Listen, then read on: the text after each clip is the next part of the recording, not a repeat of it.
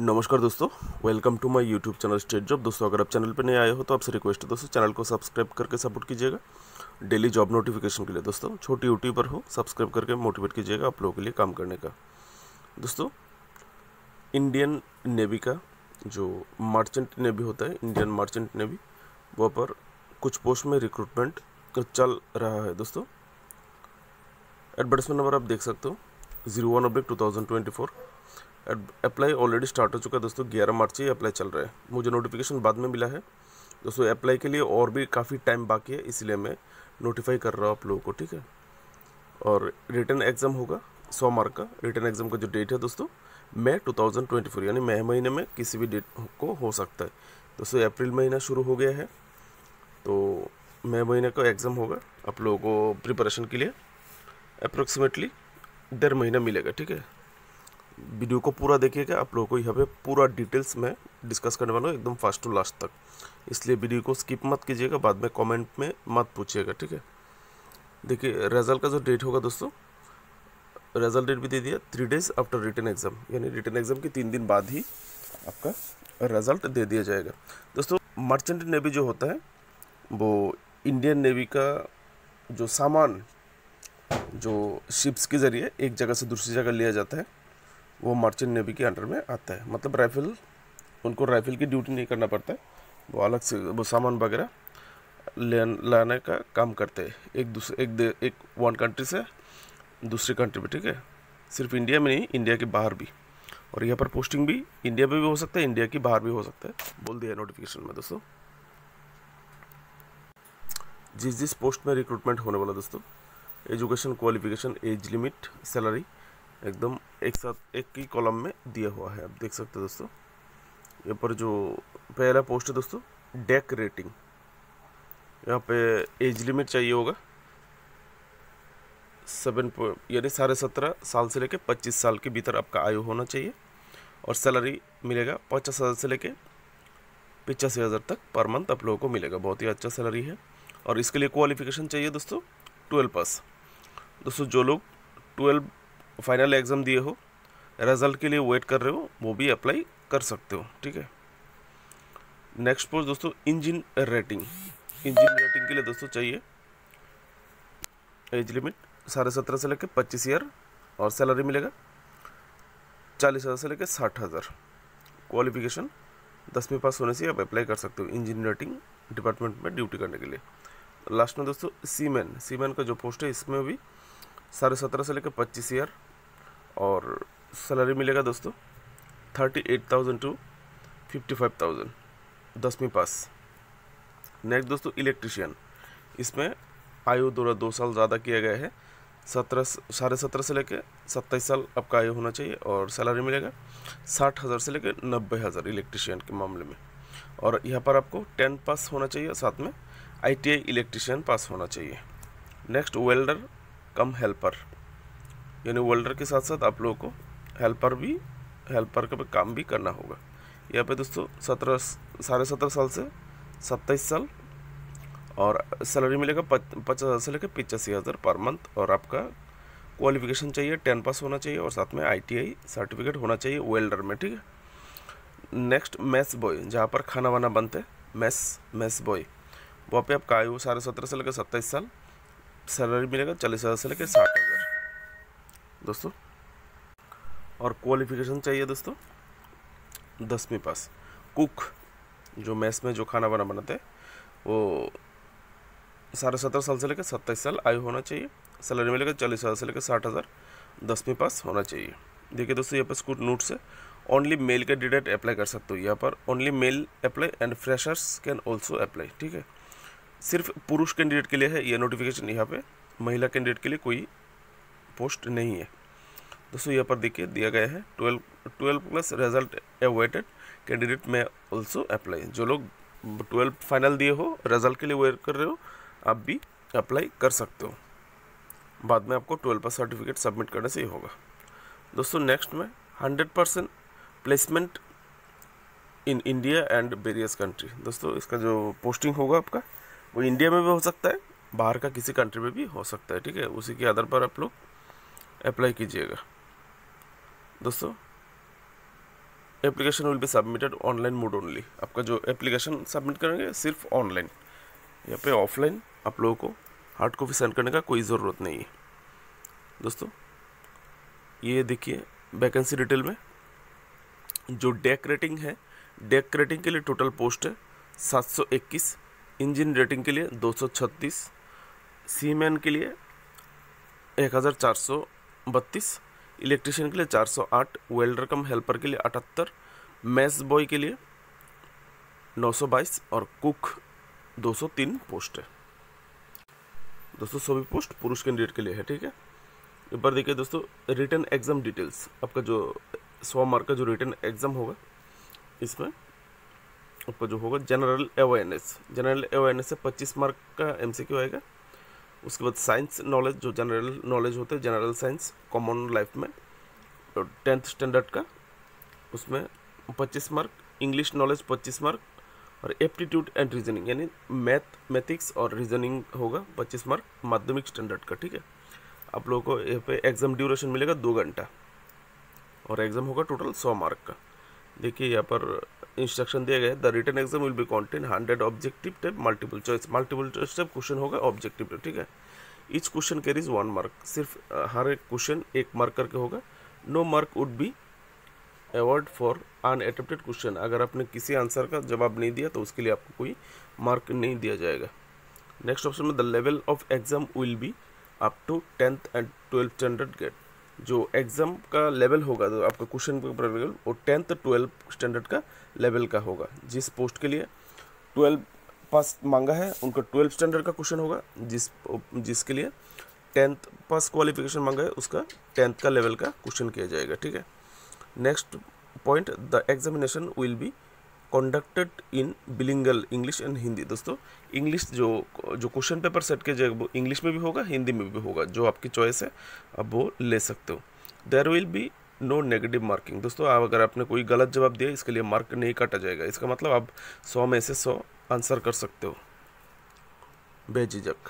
Next में दोस्तों, while filling the online application form the applicant should carefully decide about his choose of examination centre. दोस्तों जब आप application form fill up करते वक्त जो एग्ज़ाम सेंटर है, आप कहाँ पर एग्ज़ाम देना चाहते हो वो एग्ज़ाम सेंटर आप लोग को, ये देखिए ये है एग्ज़ाम सेंटर, आप लोग को चूज़ करना पड़ेगा राइटली, ठीक है।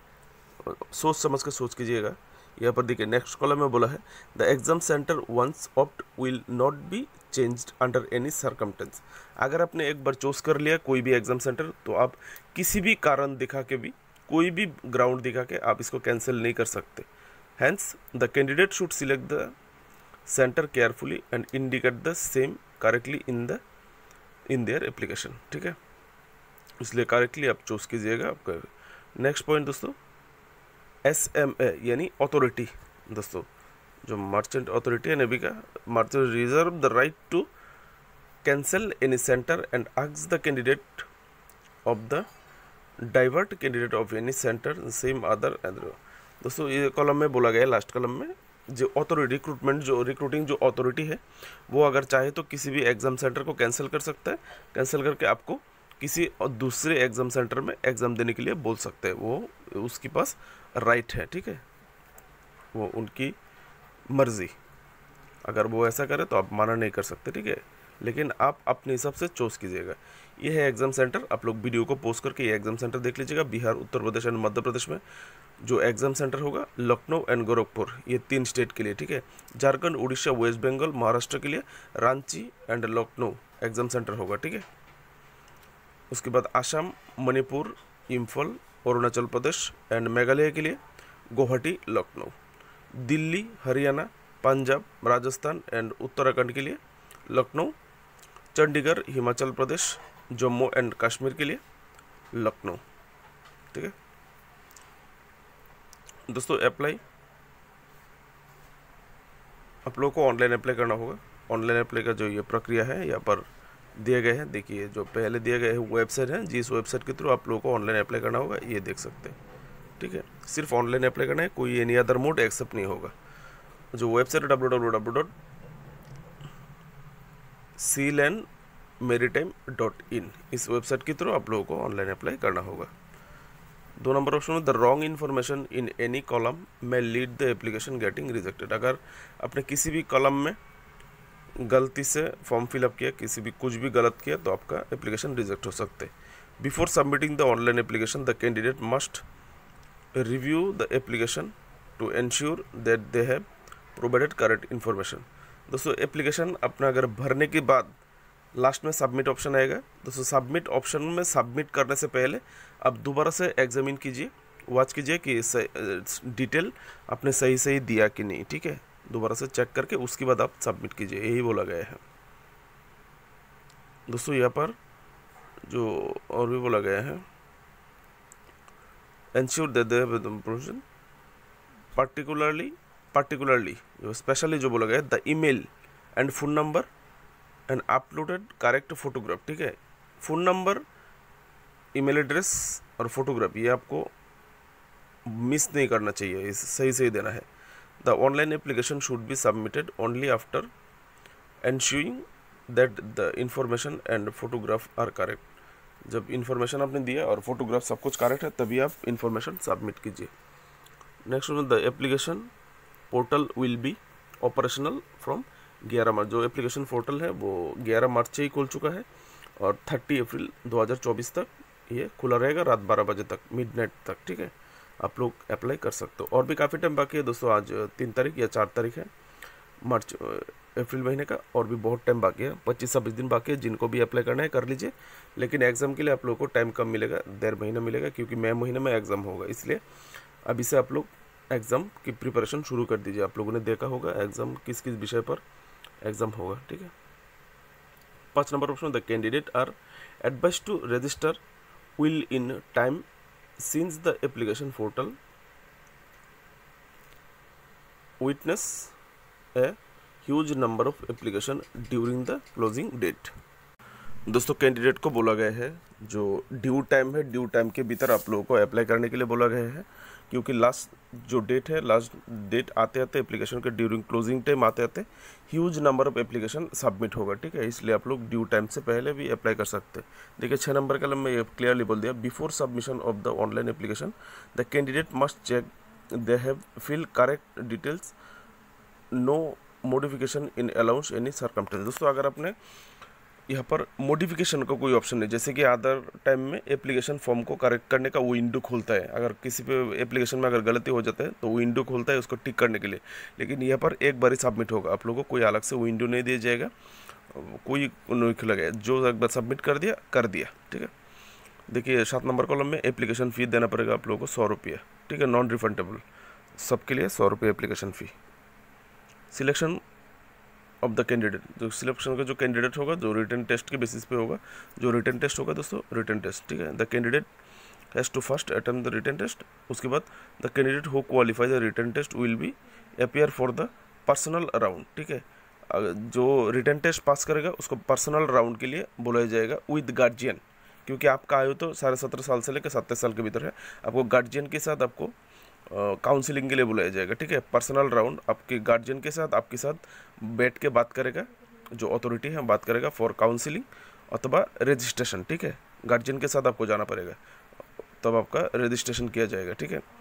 और ये ऑफिस होगा गोरखपुर उत्तर प्रदेश, जहाँ पर ये प्रोसेस पूरा किया जाएगा। रिटन टेस्ट पास होने के बाद ये जो काउंसलिंग होगा गार्जियन के साथ वो गोरखपुर उत्तर प्रदेश में होगा, और इसका डेट एंड टाइम आपको बाद में कॉल लेटर में इंडिकेट कर mention in the call letter which will be uploaded on the website. जो कॉल लेटर आपको वेबसाइट में अपलोड करेगा उसी में आपको इंडिकेट कर दिया जाएगा कब कब रजिस्ट्रेशन एग्जाम होगा, ठीक है।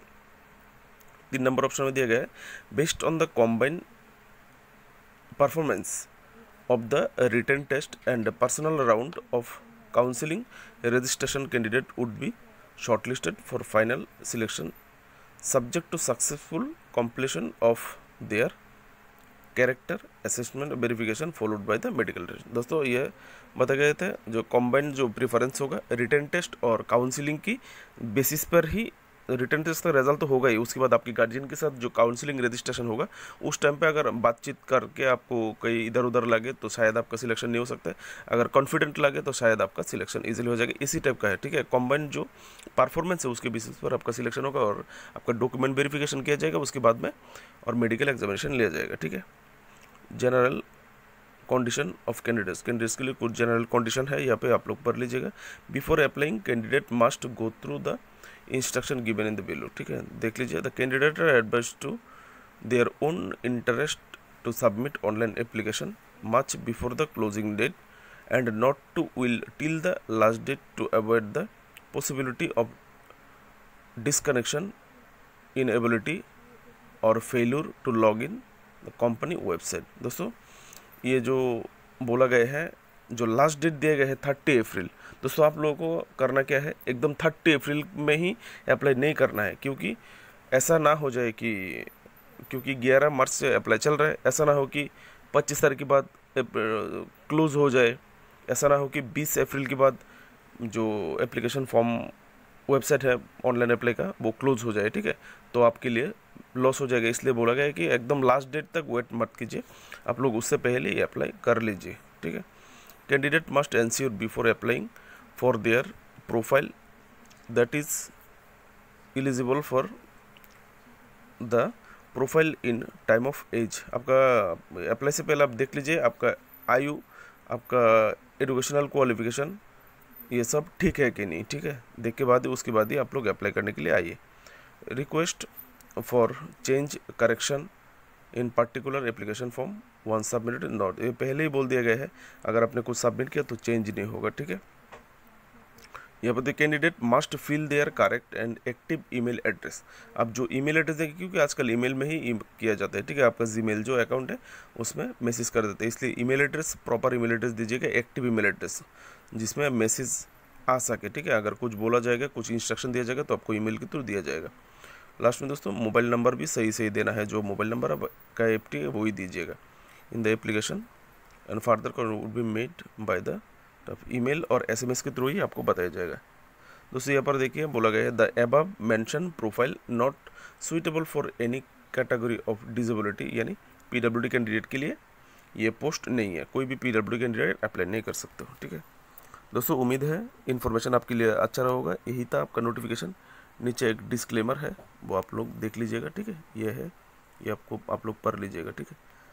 दोस्तों ये जो नोटिफिकेशन लिंक है इसका लिंक मैंने वीडियो डिस्क्रिप्शन पे दे दिया, और साथ में ऑनलाइन अप्लाई का जो लिंक है वो भी दे दिया। आप लोग ऑनलाइन अप्लाई लिंक पे क्लिक करके अप्लाई कर लीजिए और अभी से एग्ज़ाम प्रिपरेशन कर लीजिए, ठीक है, जिनको अभी तक ये नोटिफिकेशन ना मिला हो।